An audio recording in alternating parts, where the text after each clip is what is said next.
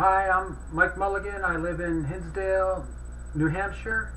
I'm a whistleblower, and I worked in the nuclear industry. I worked at Vermont Yankee. I worked on submarines and that type of stuff. So yesterday I went into a 2.206 pre-hearing with the Nuclear Regulatory Commission. There's never any success on these things. You know, they always, tell me I don't have enough evidence and that type of thing, and they're overly, this thing should be designed to highlight bad practices and figure out how to stop those bad practices, get the NRC to change those bad practices. Most of this the regulatory activity is to kind of facilitate the bad behavior, slap them on the hands a couple of times.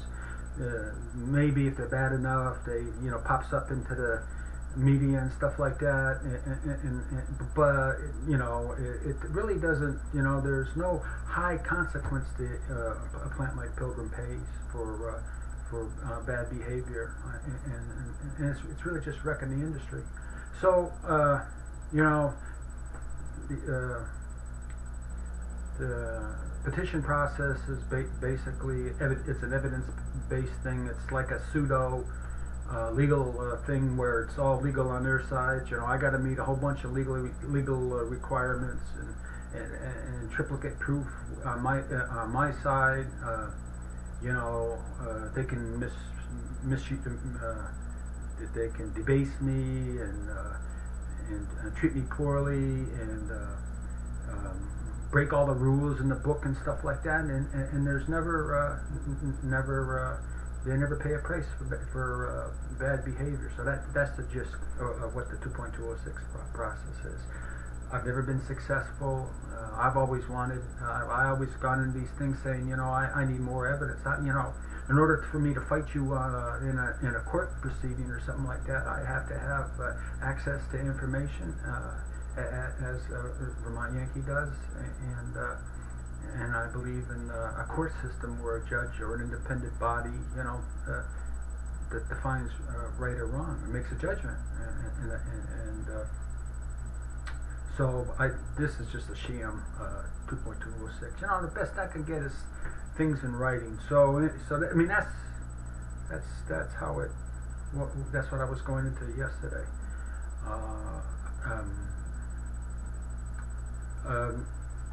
Let me see. So I'm going to my blog. You see that picture of Pilgrim plant upside down? That's like a flag being upside down. It's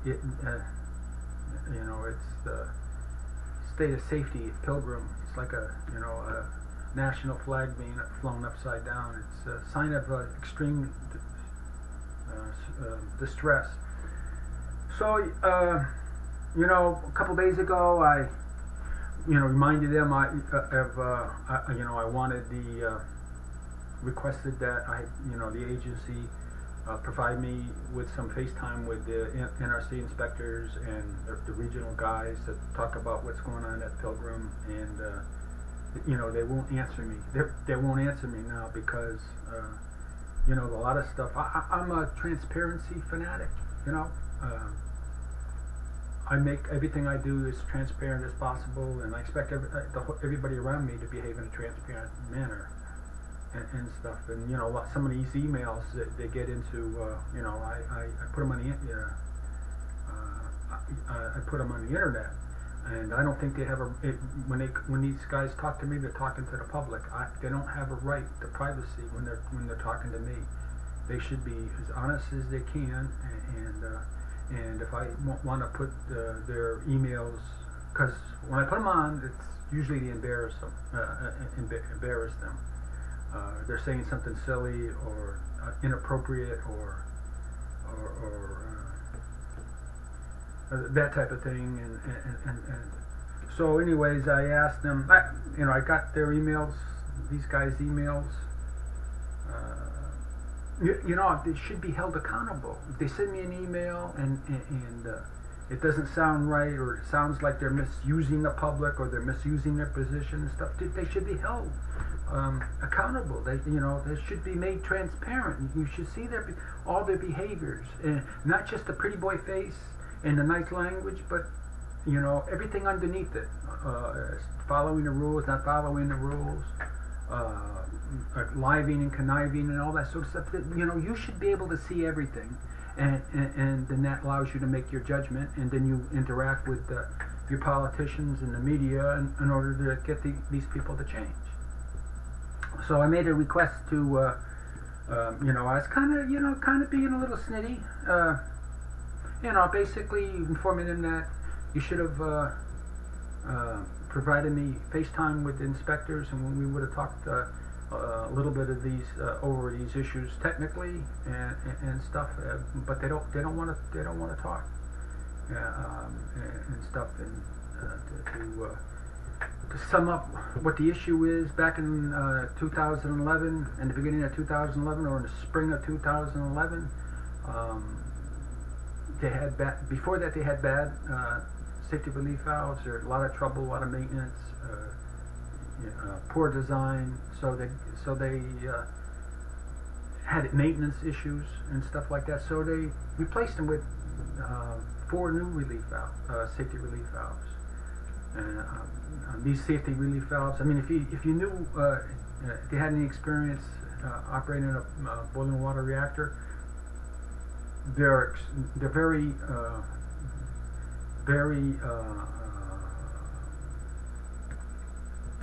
how do I say it? They're very safety related. They give you a tremendous, the ability to cool the core. These things, and a lot of different, they can cool the core on their own by allowing steam to exit the reactor. There's you can depressurize the reactor, and you can use the lower pressure cooling pumps and stuff like that. And, you can swing around the plant, cool it down.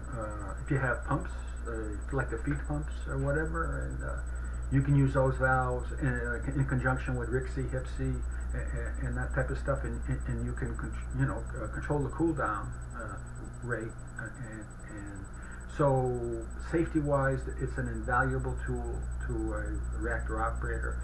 As far as flexibility and stuff like that, it might not necessarily be related to safety relatedness, but as far as allowing the employees up in the control room to bring the plant in a cold shutdown, it's invaluable. It's an invaluable tool outside even the safety arena and stuff. And even in that, if you make the work of a reactor operator less complicated and easy and stuff like that, that is safety related, and the other side of that, if you make it more complicated and you got to go through a bunch of steps and procedures and complexity, even though it doesn't seem like safety relatedness, it is safety relatedness. It is. The more complex you do it, the greater your chances of screwing up. So that's the nature of safety relief valves. And so the spring of 2011, they replaced those valves with they were 2-stage relief valves. Now they're 3-stage safety relief valves. You can operate them manually up in the control room with a switch.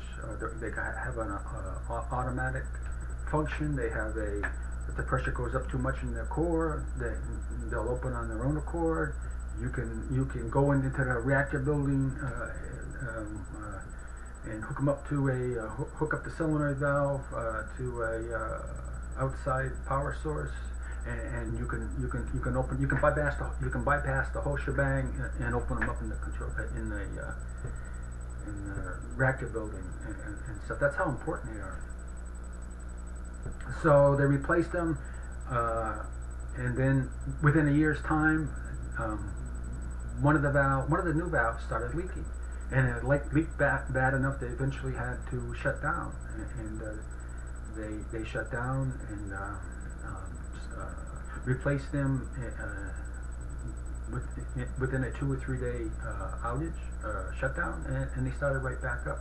They started right back up without any knowledge of why the valves failed.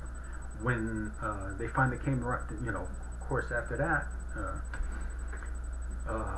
they inspected the valves, and they got outside people to inspect the valves with Pilgrim Energy and that type of thing. They got the Southern Company, they got Energy itself, and I forget somebody else. I forgot that yesterday. To inspect the valves, and they reported the LER, and in the LER they found absolutely nothing wrong with the valves, other than the pilot valve leak. They found nothing else wrong with the valve other than the pilot valve leaked in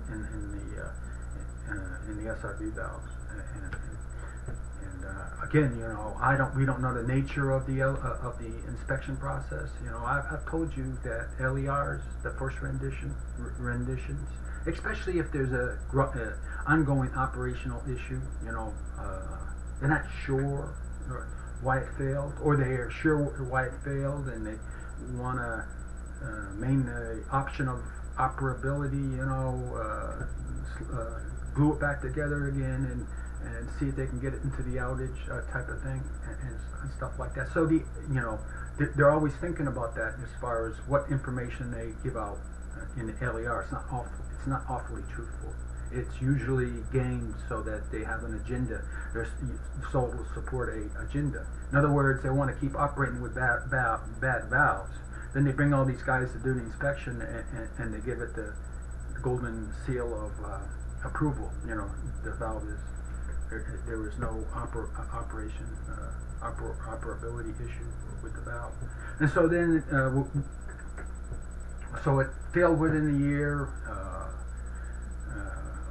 of it being replaced. Then within another year, another valve leaked, and it caused a shutdown because if one valve's bad out of 4 valves, they don't have enough capacity to cool the core or maintain, that's how tight the margins are, or cool the core or control the pressure of the reactor vessel, so they have to shut down. So they shut down again, did another quickie 2-day outage, and they went back up, and around January of this year, they had the second time was around January this year. Then 2 weeks after that, it began, another valve began leaking, and blizzard Nemo struck. Well, just before the blizzard, that they had to reduce the power to 80%, and then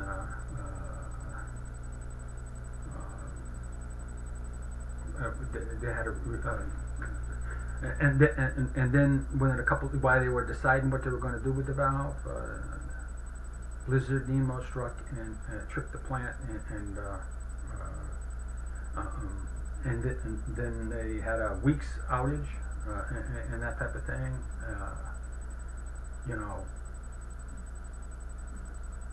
You have those kind of situations. Two scrams, two shutdowns and stuff like that. So you know there's something generic. There's something wrong with all of the valves. You have to make that assumption, and there has to be a repair, a change of the design of the valve, or whatever's causing this degradation and stuff like that.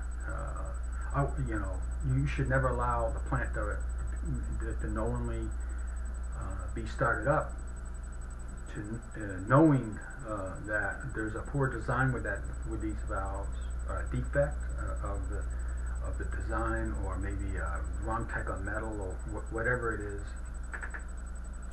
and it's going to leak again. It's going to lead to another leakage and stuff. So that Happy Land LER kind of gives them the opportunity to you know, they report that the valve perfectly works all right, and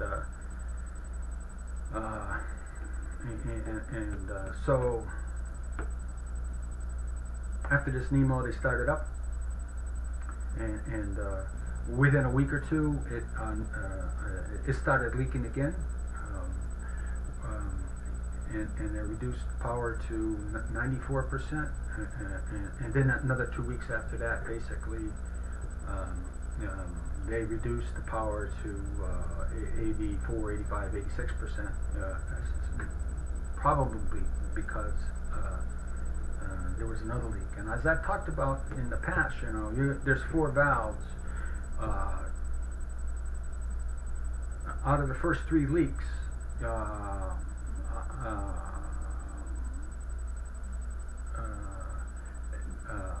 one steam line, one valve leaked twice.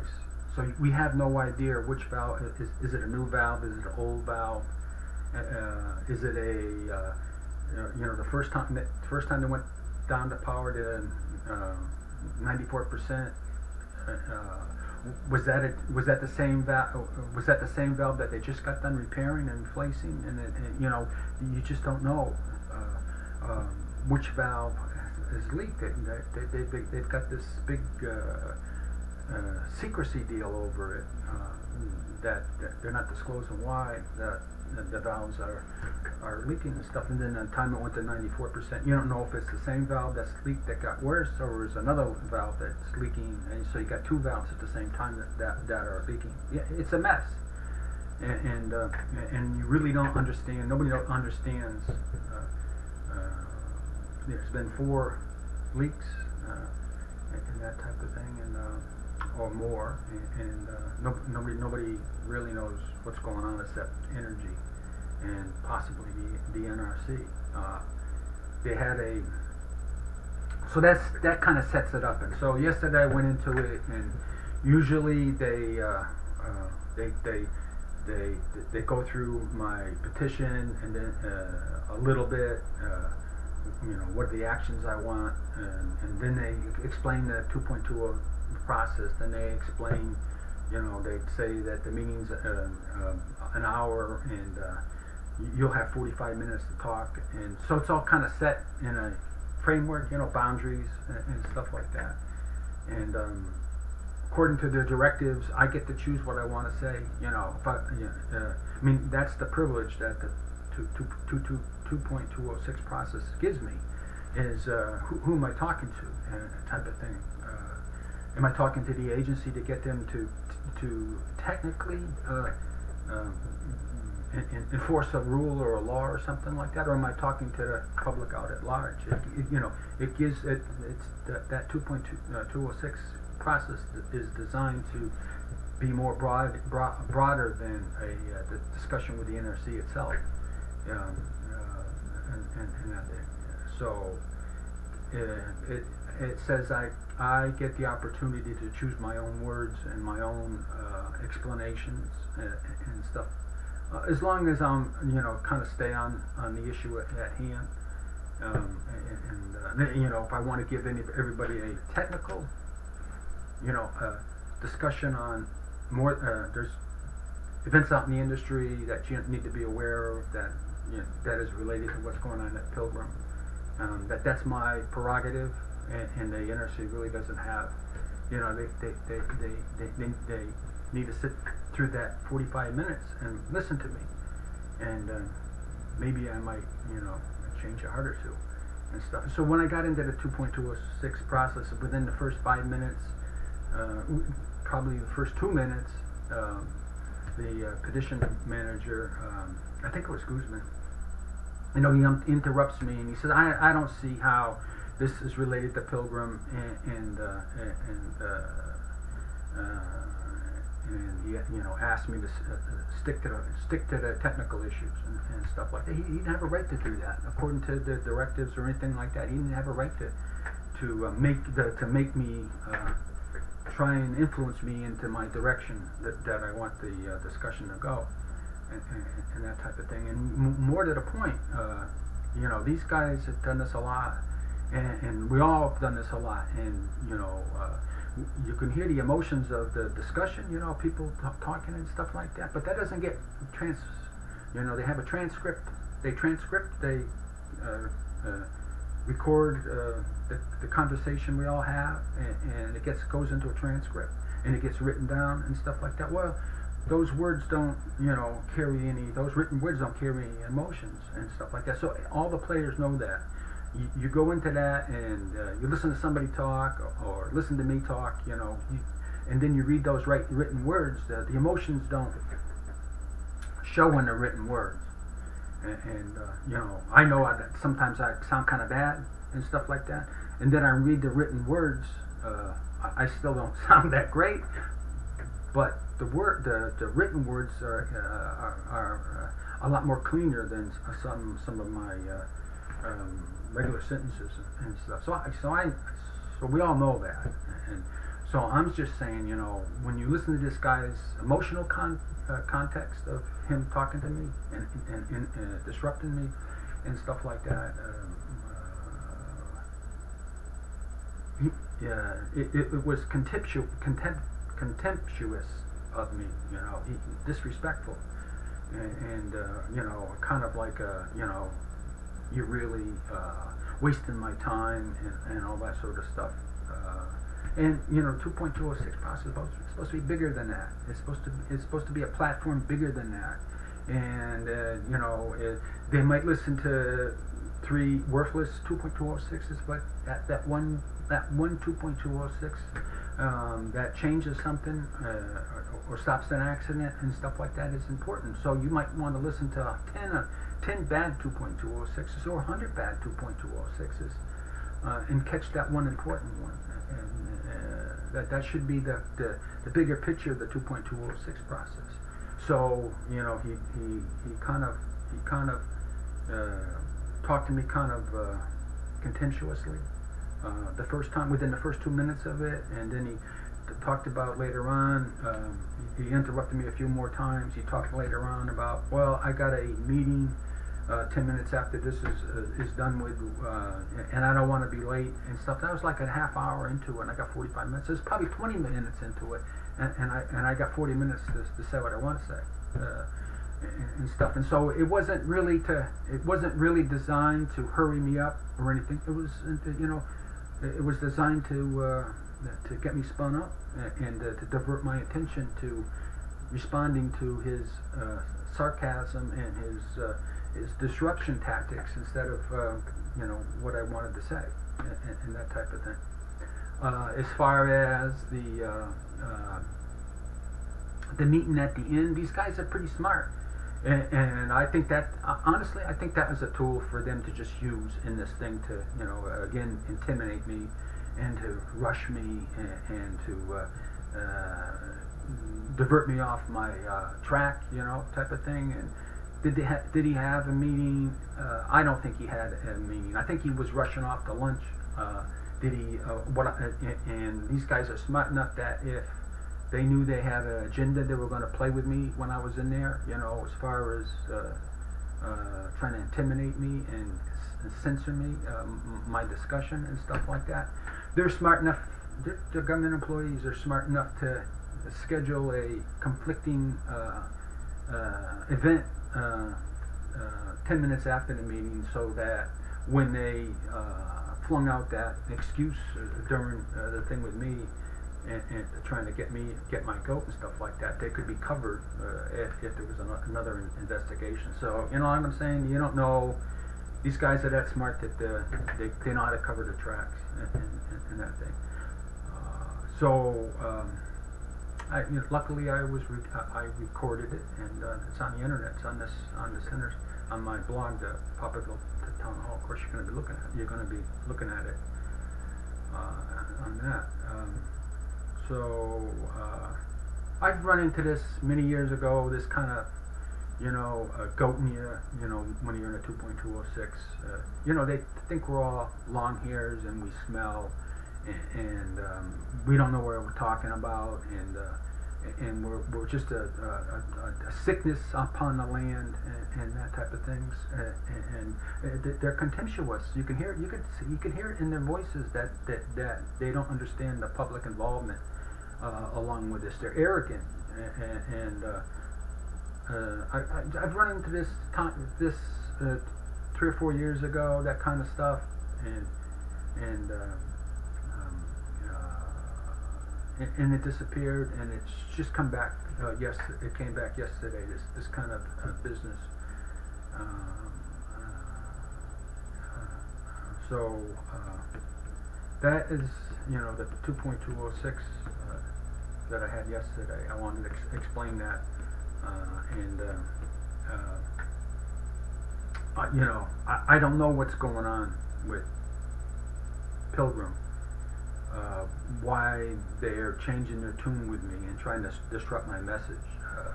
Other than, the big troubles in the industry, a lot of them are weakening, a lot of plants are weakening and buckling under the pressure, and they think the NRC thinks they got to protect the industry. They protect their weakened brothers and stuff. And of course, the right tack for the industry, for the NRC, is to just go the opposite way. If the industry is becoming a wobbly, weak-kneed type of thing and stuff like that, you want to get more. In order to try and right the top, the wobbling top, right? You want to show their misbehaviors more, and to try and get them back online, especially when they're vulnerable, type of thing. You want to give them hints that we will not, as a nation, allow you to get weak and cause us all sorts of troubles and stuff like that. And so the agency would get tougher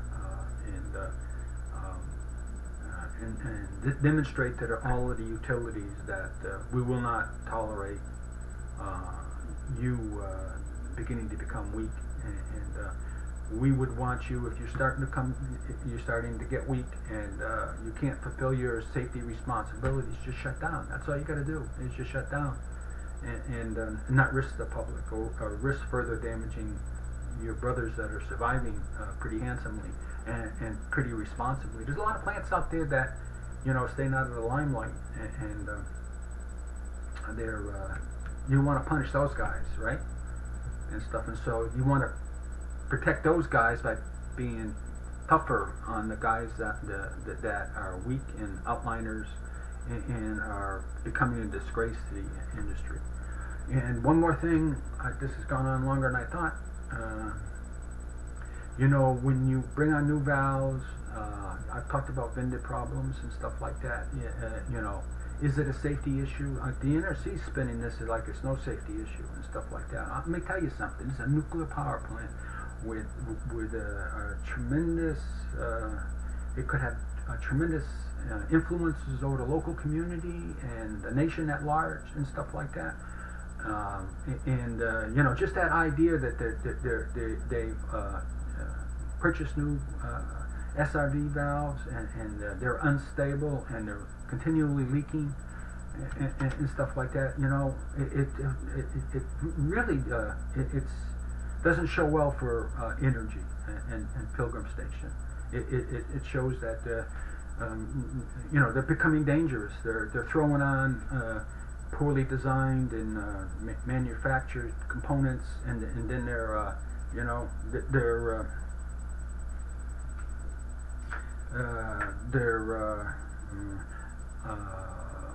running on a tire is flat, and they're they're running on that flat tire for 50 miles to get home again, and destroying other things, type of thing. That's the kind of thing that they're doing. Is like I said, the idea that they're not taking care of their tires. They get a flat tire, and then they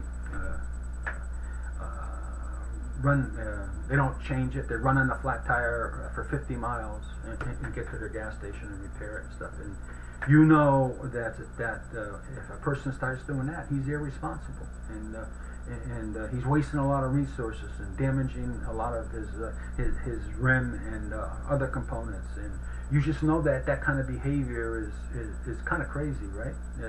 If somebody on the road was doing that, and if you seen your neighbor next to you doing that, you'd say, "Oh boy, we got troubles with that guy." Thank you.